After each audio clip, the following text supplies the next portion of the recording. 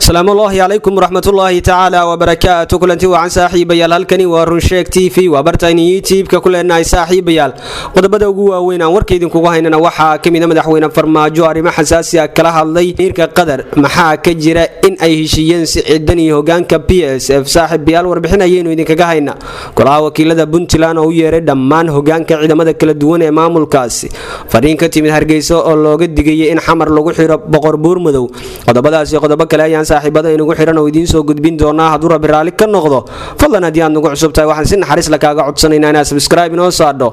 like na inagu dhiirigelisaan insha Allah saaxiibayaal sida hordhac warkayga baad ku daawateen hadaynu ku bilowno madaxweyne farmaajo ayaa arrimo xasaasi ah kala hadlaya amiirka qadar madaxweynaha jamhuuriyadda federaalka Soomaaliya mudane maxamed cabdullaahi farmaajo safar shaqo ku jooga dalka qadar ayaa maanta wada hadal la yeeshay amiirka dawladda qadar Sheikh Tamiim bin Hamid Al Thani madaxweyne farmaajo amiirka ayaa kulanka isla soo hadal qaaday arrimo dhowr ah ku saabsan xoojinta xiriirka Soomaaliya iyo Qadar iyo danaha ay wadaagaan si loo dardargeliyo iskaashiga wax ku oolka ee labada dhinac faa'iidada u leh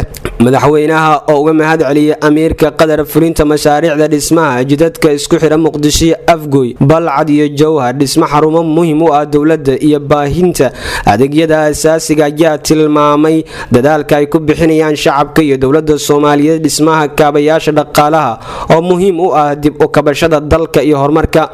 dhankiisa amiirka Qadar Sheikh Tamiim bin Hamid ayaa ku bogaadiyay dawladda iyo shacabka Soomaaliyeed wada shaqaynta dhow ay leeyihiin midnimada iyo wadajirka ay ugu taagan yihiin dib u kabashada dalka isagoo muujiyay dareen walaalnimo oo ku aadan horumarka dalka iyo guulaha muuqda ee aynu xaqiijinay sanadihii la soo dhaafay kulanka waxaa madaxweynaha ku wehelinayay wasiirro ka tirsan xukuumadda federaalka Soomaaliya oo kamid yahay wasiirka arrimaha dibadda iyo iskaashiga caalamiga mudane Cabdisiciid Muuse Cali wasiirka dhalinyarada iyo ciyaaraha mudane Xamse Saciid Xamse iyo danjiraha dalka Qadar mudane Cabdirasaaq Faarax Cali Taano saaxiibayaal qodobada kale ee haynana waxaa kamida maxaa ka jira wararka la isla dhexmaray ee ah in Siciidani iyo hogaanka BSF ay heshiiyeen 48 saac la soo dhaafay kooxda Siciid Cabdullaahi Dani waxay si weyn u faafinayeen BSF ogolaatay heshiiska isbedelka ay dalbadeen Dani iyo kooxdiisa Aranjan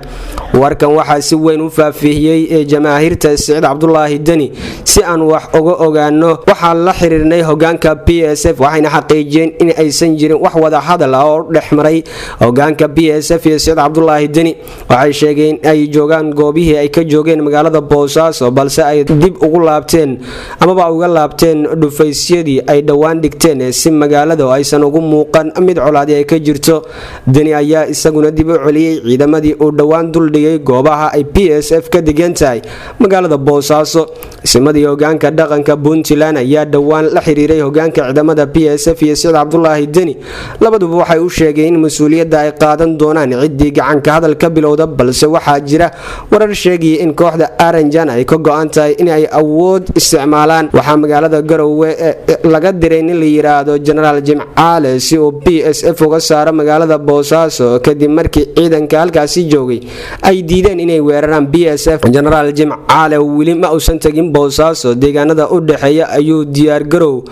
ka wada laakiin waxa la xaqiijiyay in uu xoogaa ka cagajiidayo in uu dagaalkaasi hogaamiyo ciidanka uu wato ma tira badna marka lala barbar dhigo BSF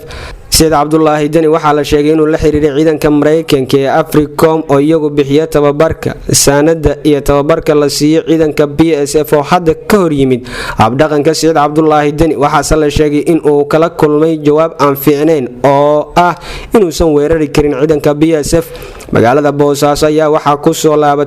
laabatay xasilooni kadib markii saddexdii maalmood ee la soo dhaafay ay u muuqatay mid qarka u saaran inuu ka dhaco dagaal salka ku haya xilka qaadis agaasimaha hay'adda BSF Maxamuud Cismaan Diyaana warbaahinta ayaa ogaatay in ay socdaan dadaalo lagu soo afjarayo xiisada magaalada ka jirta waxaana xusid mudan in ciidanka BSF ay baneeyeen dhufaysyo ay ka sameysteen xaafado kamid ah magaalada Boosaaso agaasimaha xilka laga qaaday Maxamuud Cismaan Diyaana ayaa ku amray ciidanka BSF in aanay wax xabad ridi karin ayna si caadi ah u wataan shaqooyinkooda loo igmaday sugidda amniga wararkan helayno ayaa waxay sheegayeen in saacadaha soo socda wada hadal lagu doonayo in xilka looga wareejiyo agaasimaha cusub ee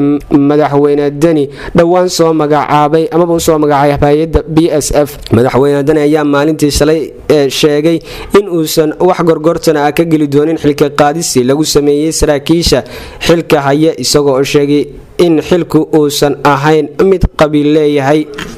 qodobada kale ee saaxiibayaal idiin haynana waxaa kamid ah golaha wakiilada oo u yeeray dhammaan hogaanka ciidamada kala duwan ee maamulkaasi Puntland. xildhibaanada baarlamaanka maamul goboleedka Puntland ayaa dacwad ka gudbiyay saraakiisha ciidamada kala duwan ee maamulkaasi kadib markii ay ku eedeeyeen inay ilaalin waayeen xasaanadooda kadib kulan ay maanta ku yeesheen magaalada Garowe. xildhibaanada dacwadda gudbiyay oo ugu horeeyay xildhibaan Xaraf ayaa waxay sheegeen in ay xayiraad kala kulmeen ciidamada Puntland iyaga oo ku jira shaqo ay sheegeen in ay u qabanayeen dadka ay ku matalaan baarlamaanka.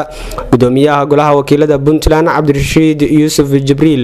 ayaa sheegay in inta lagu guda jiro kalfadhiga 16aad ee golaha wakiilada hor imaan doona ama la hor keeni doona dhammaan saraakiisha ciidamada kala duwan ee maamulka Puntland si wax looga weydiiyo ilaalinta xasaanada xildhibaanada. waxa uu hadalkiisa intaasi ku daray in ay soo noqnoqotay arrimaha ku saabsan xayiraadda ay ciidamadu mararka qaar ku hayaan xildhibaanada baarlamaanka Puntland. gudoomiyaha baarlamaanka ayaa sheegay in qof walba uu xor u yahay fikirkiisa iyo dhaqdhaqaaqiisa intaba. cabashadan ka soo yeertay xildhibaanada ka tirsan golaha wakiilada Puntland ayaa ka dambeysay kadib markii dhowr jeer shaqooyin ay howlo kale oo u gaar ah laga hor istaagay xubno kamid ah baarlamaanka Puntland. sidoo kale dacwadan ayaa ku soo aadaysa xilli uu jiro khilaaf u dhaxeeya madaxweynaha Puntland Said Cabdullaahi Dani iyo hogaanka ciidamada BSF. qodobada kale aan saaxiibayaal idiin haynana waxaa kamid ah gudoomiyaha xisbiga mucaaradka ee UCD Faysal Cali Waraabe ayaa ka hadlay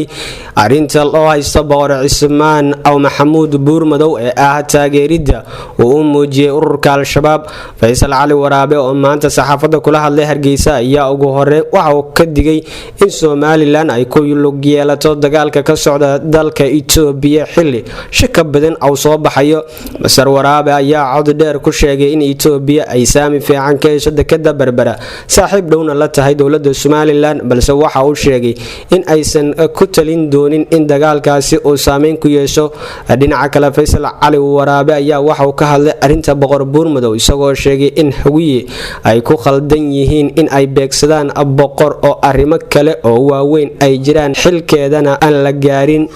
waagaag saaxiibayaal intaas ayaan kusoo gabagabaynaynaa warkii aad ka daawanayseen Runsheeg TV. fadlan haddii aad nagu cusubta waxaan si naxariis la kaaga codsanaynaa inaad subscribe inoo saadho like-na ay nagu dhiirigelisaan insha Allah. gambaleelka furo si warbixinadii ugu dambeeya ay kugu soo dhacaan insha Allah.